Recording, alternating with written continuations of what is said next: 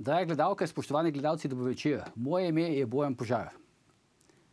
V Sloveniji vsako leto zaradi korupcije izgine nekaj čez 3,5 milijarde evrov, kar znese približno 8,5% celotnega slovenskega bruto družbenega proizvoda.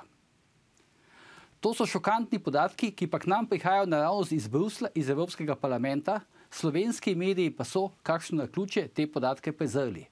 Je pa to, pozor, 16krat večji znesek, kot ga država vsako leto nameni za brezposelnost ali, pazite, približno toliko, kot ga ta ista država daje za zdravstvo. Mi pa se ob teh grozljivih številkah raje vročično pogovarjamo o tako imenem sovražnem govoru ali spletni policiji. Medtem pa se, kot vidimo, v državi množično ter nekaznovano krade. Ali pač zato. Vi pa gledate oddajo Faktor na TV3 in kot že veste, resnica boli, komentarji še bolj. Pa smrt sovražnemu govoru, svoboda narodu. Danes bomo za vas komentirali prvih 100 dni vlade Marjana Šarca. Zato se z menoj naša cenjena stalna komentatorja, ekonomist Bernard Brščič in publicist zgodovinar Tino Mamić. Bernard, Tino, dobrodošla in lepo pozdravljena. Dobro večer. Zdaj, predno gremo k debati o prvih 100 dneh Šarčeve vlade. Bernard, bom reči, da sem zelo vesel, da te tukaj vidim, ne? Po vseh teh polemikah, ki jih berem o tebi v medijih. Vesel sem, da si lahko prišel. A se kaj dogaja pri vas? Ja, marsikaj se dogaja, ampak ura je 17 čez 19 uro. Če živimo v svobodni državi, bi pričakoval, da lahko vrtnarim, lahko sprehajam psa. Žali Bog je moj Geo tretji umrl lani in ga zelo pogrešam. Lahko pa morda v prostem času tudi kaj javno povem, če smo seveda svobodna družba in zato seveda sem se z veseljem odzval tvojemu povabilu. Kaj pa ta famozni kodeks zdaj, tega podjetja Eles? A ga kršiš zdaj, ko si tukaj, oziroma ga boš kršil zdaj naslednje pol ure, ko bomo komentirali prvih 100 dni Šarčeve vlade, ali ga ne boš kršil? Ja, če berem dikcijo, da je prepovedano kakršnokoli komentiranje javnih zadev, zlasti o zakonodajni, izvršilni in sodni veji oblasti v Sloveniji, verjetno kršim in to počnem zavestno. Ampak ja, ko v izvršilni oblasti bomo zdaj govorili, ne, tako da... Ja, glej, vsa gonja in umor, poizkus umora osebnosti, ki se mi v teh dneh dogaja, je ciljan ravno s tem, da se mi natakne na gobčnik, ampak... Zaenkrat vidim, da ga še niso, ne? Ne še. Ja. Ampak Bernard, vse nekaj bi še rad razčisto, no, pa vse mogoče se bo pravno pri tej debati vključil tudi Tino Mamić. Zdaj, Bernard, učitelj so ti priimek, ne? Oziroma mehki č, trdi č na koncu tvojega priimka. Oče je imel, ne, to sem prebral, tega nisem niti vedel, oče naj bi imel mehki č na koncu priimka, ti pa zdaj imaš trdi č. Kaj je zdaj to? Ja, očitajo mi tudi, da se sramujem svojega očeta. No, Vkolikor bi bilo to res, bi danes tu sedel ne Bernard Brščič, ampak Bernard Drnovšek, se pravi, glede na to, da sta se moja mami in oči ločila pred dobrimi 3 desetletji, bi zlahka prevzel mamin dekliški priimek. Jaz se očeta ne sramujem, moj oče prihaja res, da iz Istre je iz Stran, nekateri mu očitajo migrantstvo, bil je pač študent, glede na to, da je Istra gravitirala bolj k Ljubljani, študent strojništva, tu dokončal študij in je tako, ne, slovenska abeceda nima mehkega čaja. Jaz, glede na to, da je moj materni jezik slovenščina, iz spoštovanja do slovenskega jezika pišem Brščič s trdim čajem. Med študijem v Londonu sem pisal to kot Brščic, ker nisem obremenjeval Angležev z čaji, žaji, šaji. V času kraljevine Italije smo bili Bersiji, tako da to transliteraram tako, kot ustreza slovenskemu jeziku, kot rečeno, imam pa jaz svojega očeta zelo rad in ga tudi pozdravljam in ni kle nobene zgodbe. Jaz se čutim Slovenca, moj materni jezik je slovenski, jaz nisem asimiliran migrant, sem rojen Ljubljančan, Slovenec, moje srce bije za Slovenijo, se pa včasih sprašujem, ali mi je tega treba iz te ljubezni do domovine, do države, pravzaprav vse te žalitve od fašista, rasista, nacista, čefurja, idiota, pedra, pa zdaj pa še familiarne zadeve, kaj ima moj 78 let star oče pravzaprav kriv za sina. Mislim, da je to popolnoma deplasirano. Te stvari največ pač povedo tisti, ki jih pač pišejo, oziroma govorijo, te, kako bi rekel, te žalitve in te besede, ki ti zdaj namenjajo. Ampak Tino, ti si pa zadržal, mehki č, v priimku. Ja, jaz zdaj ne vem, če je dobro, da govorimo od svojega očeta, zaradi tega, ker zadnjič, ko je imel oče en intervju in je govoril o sebi, je tisti novinar izgubil službo, Igor Gošte na ETV-ju. No, ampak šalo na stran, so resne stvari. Igor Gošte je res izgubil službo, ker je naredil intervju z mojim očetom. Moj oče je Dalmatinc. Jaz ne bom, ker nisem tukaj v službi, tako da ti kaj povej. Rojen v bližini Splita in se je priselil na Vipavsko, tukaj spoznal mojo mamo, sta se poročila in potem pač živimo tukaj. Glede priimka je pa tako, kot rodoslovec oziroma kot zgodovinar, ki se ukvarjam prav tudi s priimki. V priimke smo vedno zapisovali različno, glede na pravopis. Tako da to, če zamenjaš mehki trdi čel, to ni taka, kako bi rekel, grozna reč. Narobe je, ali pa recimo sporno bi bilo zgodovinskega stališča, če spremeniš priimek iz recimo Bandlja v Bandeli. To bi bilo. To smo tudi obdelali. Tukaj gre pa samo za pravopis, ki je zdaj drugačen. Zdaj, glede na to, da imam veliko srečo in da sem tudi zelo ponosen na državo, v kateri živim, na to domovino, v kateri živim, kjer sem lahko tako Hrvat kot Slovenc, in sem izredno ponosen na to, da imam pravico, da si priimek pišem v izvorni oziroma izvirni obliki z mehkim č. In čeprav mi to velikokrat škodi, to, kot sem rekel, ponosno počnem. Ponosen na Slovenijo, ki mi da to možnost. Te možnosti recimo še Slovenci v Italiji nimajo v taki meri, kot jo imamo mi tukaj. Zdaj, ko smo že pri očetih, moj pokojni oče je bil pa tržaški Slovenec, ki se je po prvi svetovni vojni preselil na Štajersko v Maribor. Zdaj smo razčistili te očetovske korenine, vsi trije. Zdaj predlagam, da gremo k tej naši osrednji temi, prvi 100 dni Šarčeve vlade. Jaz bi predlagal, Bernard pa Tino, da bi to razdelili neke tri sklope. Najprej recimo bi rekli par besed o načinu vladanja Marjana Šarca, potem bi nekaj govorili o tej notranji politiki te vlade in pa par besed še potem na koncu o zunanji politiki te vlade. Tako, če se strinjate, vajno mnenje, kako se je recimo zdaj v prvih teh 100 dnevih Marjan Šarec pokazal kot predsednik vlade oziroma v funkciji predsednika vlade?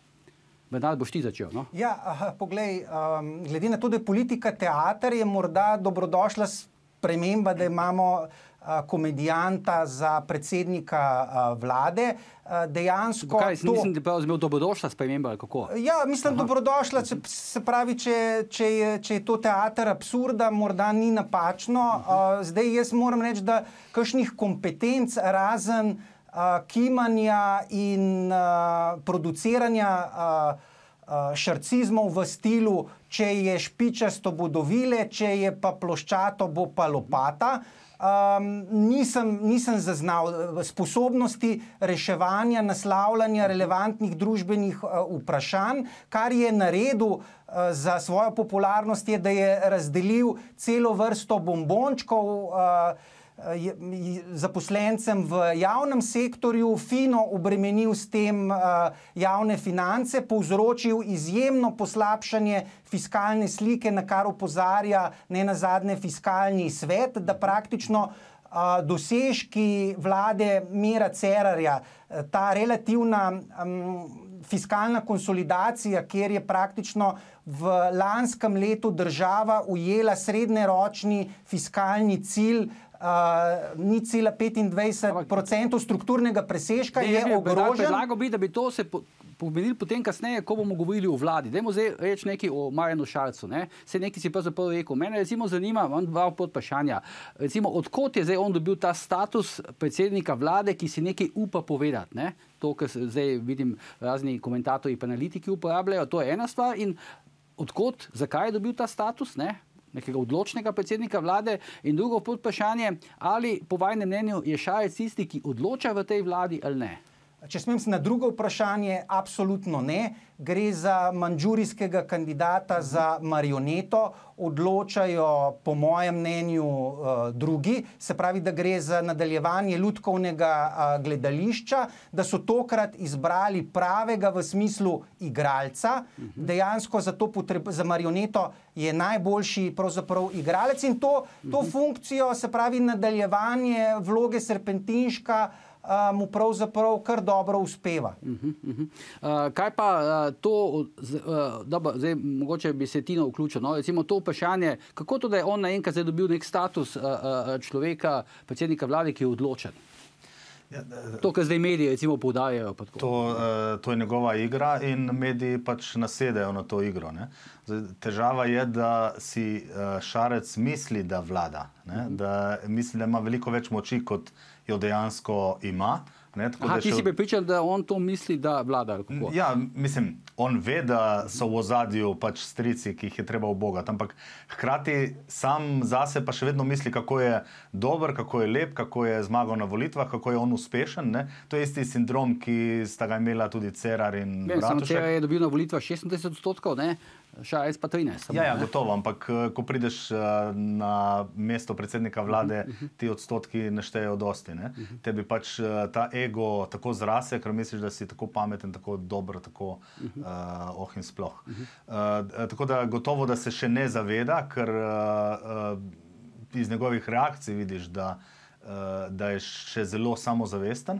Hkrati jih je pa že dobil tudi malce po prstih, ne, pri določenih zadevah, tako da se, ko bi rekel, malo se še iščejo. Ne. Zdaj, najbolj smešno je pa to, da katerikoli bi prišel za predsednika vlade, ne, v tej negativni selekciji je praktično vseeno, ne, ali je ena lutka ali druga, ali je Ostržek ali je Lisjak, ne, pač to je lutka in njene sposobnosti dejansko sploh niso pomembne. Ne? Tako da ne bom kakšno živalsko primerjave, da ne bom kakšne živalske primerjave dal, ampak dejansko na tistem stolu bi se lahko znašel kdorkoli, ne glede na sposobnosti. Ne? Pač tisti, ki ga globoka država postavi tja. In zdaj, hudo je pa tudi to, da mediji tega ne samo, da ne opazijo, ampak se delajo neumne in v bistvu še zvišujejo rejting in pravijo, kako je strašno pameten. Ne? Čeprav so njegovi šarcizmi, so res, ko bi rekel, to je res en tak besedam ali pa recimo smešnim stavkom Orbana ali pa Trumpa se lahko smejemo. Ne? Ja. Ampak to so, recimo, so duhoviti, ampak so vendarle inteligentne opaske. Medtem ko pri Šarcu je pa to, da on reče, ja, mi bomo to naredili, če ne bo ratelo, pa tega ne bomo naredili. Ne? Brez vsake vsebine. Ne? Je pa tudi tako, ne? Včasih pa, bom rekel, neke grožnje uidejo. Ne? Recimo zadnjič v tistem znamenitem intervjuju za spletni portal Siol je rekel, ne, naj pišejo, drugi ne govorijo, kaj hočejo, konec je, jaz bom delal po svoje. Kako pa to tolmačite, Bernard? Ja, dejansko smo absolutno. Ja. Jaz vidim recimo tudi iz mojega primera nek trend hude družbene regresije. Začel se je s prepovedovanjem koncertov, recimo Thompsona, potem prepovedi v javni knjižnici predstavitve knjige. Ampak ta prepoved sicer je bila že pod Bilom Cerarjem, ne? Prepoved koncerta od Thompsona. Dobro, ampak recimo ta zadnja prepoved v javni knjižnici Manifesta za Evropo predstavitve, potem napotilo, da naj državna podjetja ne oglašujejo v Demokraciji, Novi TV in v alternativnih vladi nenaklonjenih medijih. Zdaj je to prešlo v višjo predstavo, kjer naj bi tudi tisti, ki smo moteči kot neki reflektirani družbeni kritiki, ne bili smeli zaposleni v podjetju in pa skratka napoveduje se nova medijska zakonodaja, kriminalizacija sovražnega govora. Skratka, želijo nam natakniti na gobčnike. In samo opažam pri temu gospodu resne totalitarne popadke. Povej, no. Jaz bi tukaj vseeno opozoril, da... Približno 30 sekund imaš, potem te bo mogel prekiniti, ker gremo na oglasni blok. Ja, ne gre samo za to, da hoče omejevati svobodo govora. To, kar se gre zadnje tedne, ne, ko so se začeli pritiski na oglaševalce in tudi kontrolo, tudi na Brščičevem primeru, ne, ko ga hočejo s kodeksom, ko ga hoče državna firma kontrolirati. Kodeks konkretno je bil sprejet približno nekaj tednov kasneje po imenovanju Šarčeve vlade, skratka, to je nova stvar. Se pravim, to so elementi totalitarizma, ne, in to vidimo, kaj je v njegovi glavi, ne, da je dejansko človek, ki simpatizira s totalitarizmom, ne, verjetno bolj s komunizmom kot s fašizmom, ampak v bistvu gre za enak sistem. Dobro, zdaj ta trenutek prekinem, oziroma oba dva prekinem, gremo na oglase in se potem vrnemo takoj k tej debati.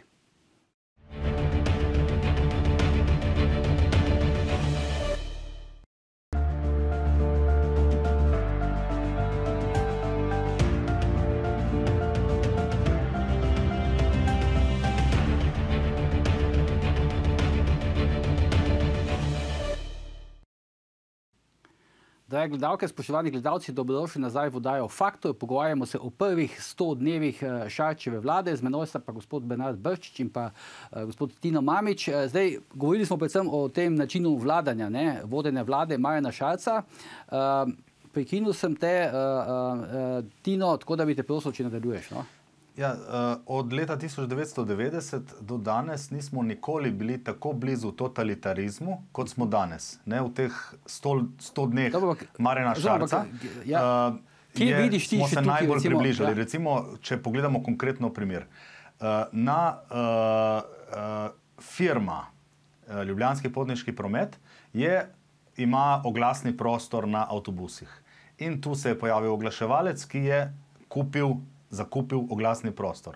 Natisnili so plakate, jih dali gor in potem se spomne nek novinarček, da je to sporna vsebina, zato ker govorijo za življenje, torej kritizirajo splav brez potrebe, ne, torej te abortuse, ki so kot uravnavanje rojstev, ne, ki nadomeščajo kontracepcijo. To je bistvo sporočila. Skratka, ampak kakorkoli že, oni pač nekaj sporočajo.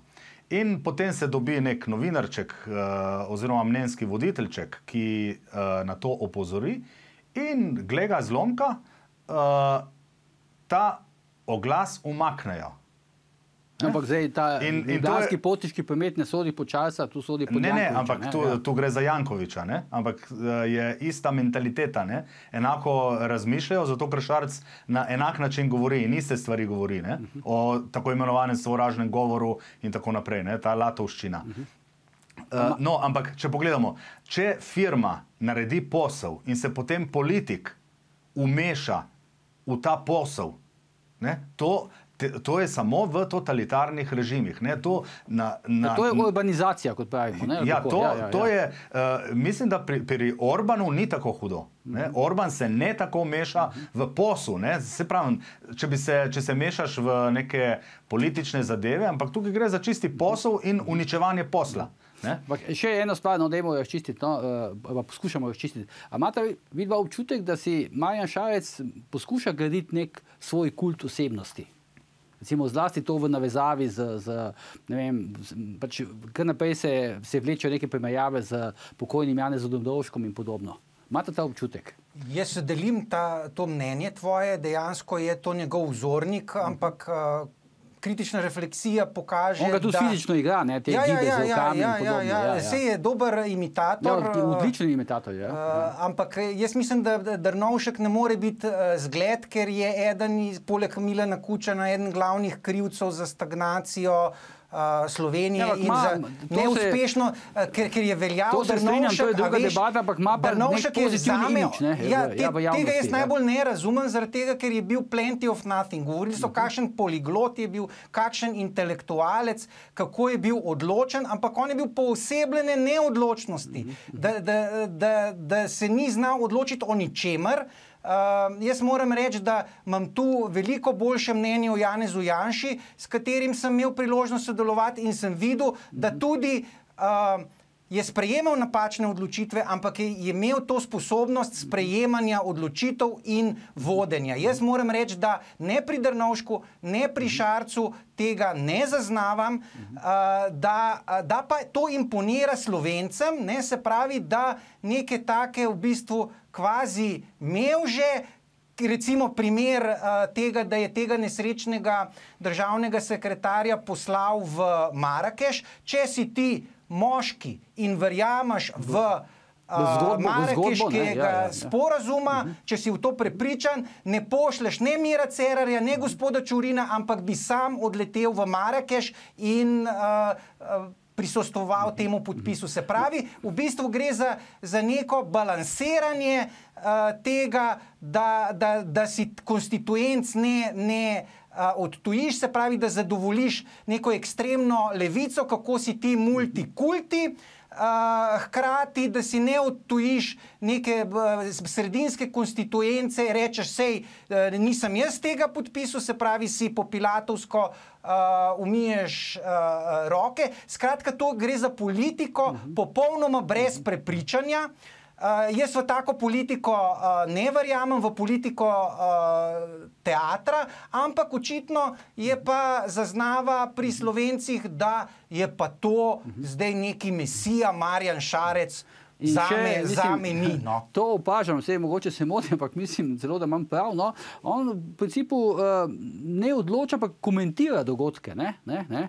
To je pač verjetno izhaja iz tega njegovega dosedanje igralske kariere. In v tem se mi zdi, je kar spretnice. To se mi zdi, da nekatere stavke pa stavčne zveze, ki jih je prej uporabljal kot simpatišek, zdaj nekako, kako bi rekel, aplicira na to politično dogajanje in v principu v tem istem slogu, se to smo malo že ugotavljali, komentira te dogodke. Ja, zato, ker mediji mu sledijo in nič ne kritizirajo. Ne? Mediji ga recimo sprašujejo, prodali smo Novo Ljubljansko banko in on potem da nek duhovit komentar. Ja, v tem primeru, recimo tako, kot je povedal prej Bernard, prodali smo, ampak jaz za to nisem nič kriv, pač mogli smo jo prodati in podobno. Sicer pa glede psihološkega profila, ni treba biti psiholog, da v aroganci, ki jo vsakodnevno izraža predsednik vlade, ugotoviš primesi narcisoidnosti. Tudi to je sicer precej lastno. To ima večina politikov. Ja, politiki in igravci, tu je tega gotovo več. Zdaj, on je pa še kombinacija. Ja, jaz mislim, da je pri Drnovšku tako, jaz ne delim mnenja z Bršičem glede Drnovška, da je bil tako, ko bi rekel, da ga ne tako ceni intelektualno, ker ko gledaš sedanjo levo elito, je intelektualno precej pod Drnovškom. Pa ne zato, da bi bil Drnovšek tako spreten politik, ampak je danes zelo slabo. Pri sedanjemu predsedniku vlade se mi zdi, da je problem, da je on nekoč igral Drnovška, zdaj pa misli, da je Drnovšek. Aha, to je pa že zdaj, kako bi rekel, veliko korak naprej, ne? Ja, mislim, tako, ko se uživi in ko govori take nesmisle, in take besede, ki nič ne pomenijo, si res misliš, da je nekaj takega. Podobno je bilo tudi pri Bratuškovi. Potem jim pa povejte, odkot pa potem to, dobro, zdaj, lahko da je, ali pa lahko da nas samo mediji slikajo, ampak odkot zdaj to nenadno navdušenje nad Marjanom Šarcem? Pri agencijah je vprašanje, zdaj kakšno je navdušenje, ker se to vedno pumpa. Tudi veliko podporo, vladi so zdaj izmerili in tako. Seveda, ampak pokažite mi te raziskave, jaz bi enkrat rad videl te dokumente, jaz temu ne verjamem kaj preveč, zato ker to je, ne vem, če ti... Meni se zdi celo, da je to malo nagrada Marjanu Šarcu za tiste njegove izjave o tem, kako je treba pač kriminalizirati sovražni govor in tako dalje. In se mi zdi, da je dobil nek piškotek, neke bombončke v obliki teh agencij, v obliki teh komentarjev. S tem se strinjam. Tako približno. Zadnjič je Aljuš Pertinač v zasebnem pogovoru podal posrečeno metaforo slovenske politike kot realnega šova Kmetija. Dejansko je Šarec odličen nastopač za intelektualno raven te kmetije. Se pravi, te šarčizmi imponirajo tem ljudem. In tudi domet je takšen, se pravi, čiste tautologije, prazne, brez vsebine in bi ti tudi pritrdil, da gre v nek smislu za quid pro quo med mainstream mediji, ekstremno levico in Šarcem in da zaenkrat, dokler bo korito še na pol polno zaradi konjunkture, da večjih težav ne bo imel. Jaz osebno mislim, da leto 2019 bo on še vedno na Gregorčičevi 24. Kdor je pripisoval kratek dah njegovi vladi, se po mojem radikalno zmotil. Tisto, kar bo zanga izziv, je graditi na tem osebnem imidžu nekega odločnega, čeprav je ravno obratno. Po drugi strani pa po mojem popolni kolaps vladnih politik. Ne? In to pravzaprav se pa nakazuje, da je v tem relativno uspešen, se pravi, da neke realno neuspehe vlade v bistvu transformira v gradnjo svojega političnega kapitala. To recimo je primer bil tipičen, ne, primer o tem, kako je izgnal iz vlade Bandellija, ne? Kako je to uspel nekako kapitalizirati. Win-win situacija za Alenko Bratušek. Ob tem, da je bil on osebno odgovoren, da je Bandelli prišel v vlado. Kako so to obrnili? In med Bandellijem takrat, ko je vstopil v vlado, in med Bandellijem takrat, ko je zapustil vlado, ni bilo dobene razlike bistvene. Ne? Res je, pa še na nekaj bi opozoril, ne, se pravi na njegovo popreproščeno logiko, se pravi recimo pri zvišanju minimalne plače. Bi moral Možakar upoštevati, da ima to nenameravane posledice, kot je recimo dvig cen storitev v domovih za upokojence. Moder politik razume, da imajo stvari posledice in da če ti dviguje stroške dela, da v nemenjalnem sektorju se to direktno prenese v cene in je blaginjo upokojenstva, ki je že tako katastrofalna, s tem ogrozil. 80% naših upokojencev si ne more privoščiti že te nizke ravni storitev v domovih za upokojence in recimo ravno upokojenci so po mojem žrtve vseh teh kupčkanj, naprimer, da je tako gospa Bratuškova kot novodobna zagovornica upokojenstva, kot gospod Erjavec, kot stari advokat upokojencev, da so praktično pristali na diktat Šarca, zadovoljili v celoti želje javnega sektorja, medtem ko so pa upokojenci pa tista pravzaprav žrtve še naprej, tako kot velja od leta 1999, praktično zadnjih 20 let se izjemno poslabšuje položaj slovenskih upokojencev. Zdaj smo že prišli malo v to polje vlade, ne samo Šarca, pa tudi v polje vlade, čeprav imam občutek, da zunanje politike danes ne bomo časovno uspeli obdelati, jo pač kdaj drugič, ampak zanima me še en fenomen, oziroma vajno mnenje okoli tega fenomena, pač kako ga sam vidim. Ne. Zdaj, bilo je nekaj pomembnih imenovanj, oziroma volitev na dnevnem redu, ne, zlasti takšnih, ki jih je pač predlagal Borut Pahor, ne, se pravi guverner Banke Slovenije, ne, ustavni sodniki prej, ne. Pa me zanima zdaj ta ocena, ne, zdaj očitno je tukaj Šarec oziroma LMŠ vedno, kot pa zdaj vidimo, nasprotuje kadrovskim predlogom Boruta Pahorja, ne. To je ena stvar, ki se jo dalo opaziti, in druga stvar, kar verjetno izvira iz njune tekme iz časa predsedniških volitev, in pa druga stvar, LMŠ izrazito podobno glasuje v parlamentu pri teh kadrovskih zadevah kot Levica. LMŠ je v bistvu bliže Levici pri glasovanju teh kadrovskih predlogih, kot bi recimo bila po logiki stvari morala biti bliže recimo SMC-ju pa Alenki Bratušek. Kako pa to tolmačite? Najprej, glede vlade ne moremo primerjati s kmetijo, ker bi s tem žalili kmete. Ne? Ker kmetje so... Ja, pa zdaj moramo predvsem paziti na kodeks Eleksa, moramo paziti. Ja, zdaj, ja. Tako da kmetje razmišljajo svojo glavo z pametjo, ne, so tudi izobraženi, so intelektualci danes, tako da jih res je žalitev za njih, če jih primerjamo s sedanjo vlado, ki funkcionira žal res tako kot Levica. Tu gre za praktično cel spekter, celotna koalicija, v kateri je tudi stranka z imenom Levica. Gre za 500 odtenkov, 500 različnih odtenkov Levice, vsak je malce drugačen, ampak vse je zelo, zelo rdeče.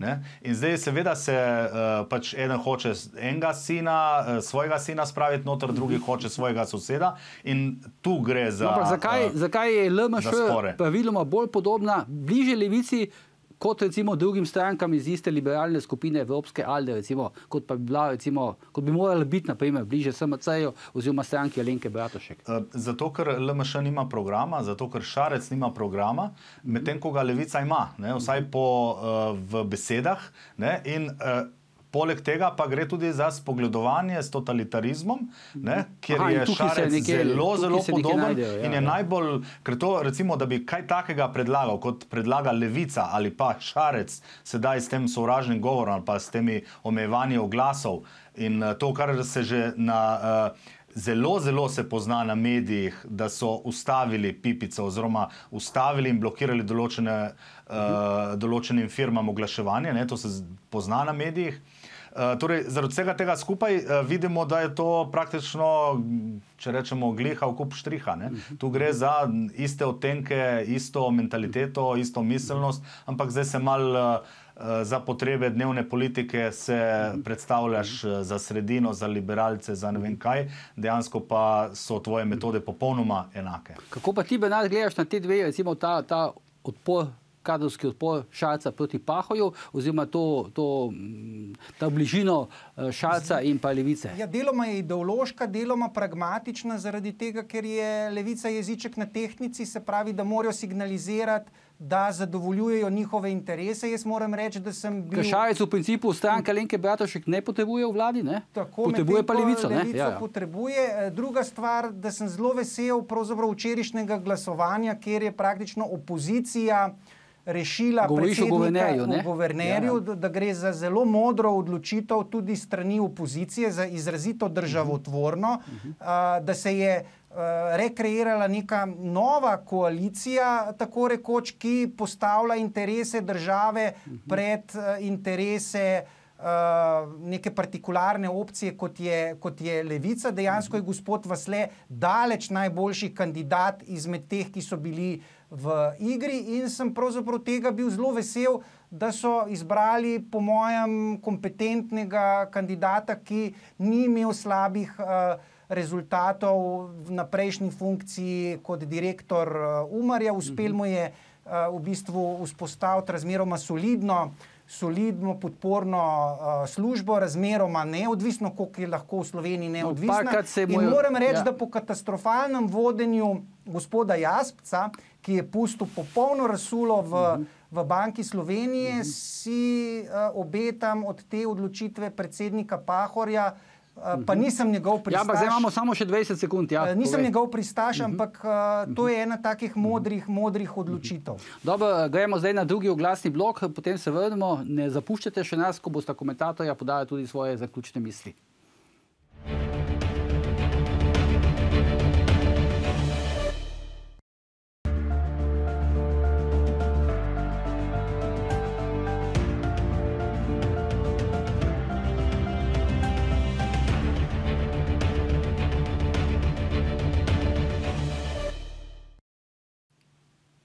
Dobrodošli nazaj v oddajo Faktor. Bernard, tvoja zaključna misel, Marjan Šarec, leto 2019. Lahko zre z optimizmom, sicer se gospodarstvo ohlaja, gospodarska rast bo 3,4%, ampak to zadošča za metanje drobtinic njegovi volilni konstituenci, tako da sem prepričan, da bo konec decembra 2019 še vedno v 6. nadstropju Gregorčičeve 24. Trdno v sedlu, ne? Tako je. Tako. Ja, jaz mislim tako, da bo preganjalec gospodarstvenikov Marjan Šarec bo verjetno ostal celo leto trdno v sedlu, kot pravi kolega. Bo pa v tem času šlo iz Slovenije 17.000 ljudi, večinoma izobraženih mladih. Ne? Mogoče bo še več, zato ker Nemčija odpira svoj trg, ne, za delavce. Prišlo bo toliko in toliko Arabcev, ne vemo koliko, ampak par sto vsaj, verjetno pa še kaj več. Priselitev bo ravno toliko, oziroma nekaj več kot 17.000. Spet bo šlo toliko in toliko podjetnikov, toliko bo odšlo delovnih mest v druge države. Malo bomo mogli skrajšati, ja. Se bojim, da se nam ne piše dobro. Dobro, da je gledalke, spoštovani gledalci, to je bil današnji 220. vladni Faktor. Mi pa se vidimo spet jutri ob istem času in seveda ne pozabite, ni vseeno, kdo kaj reče.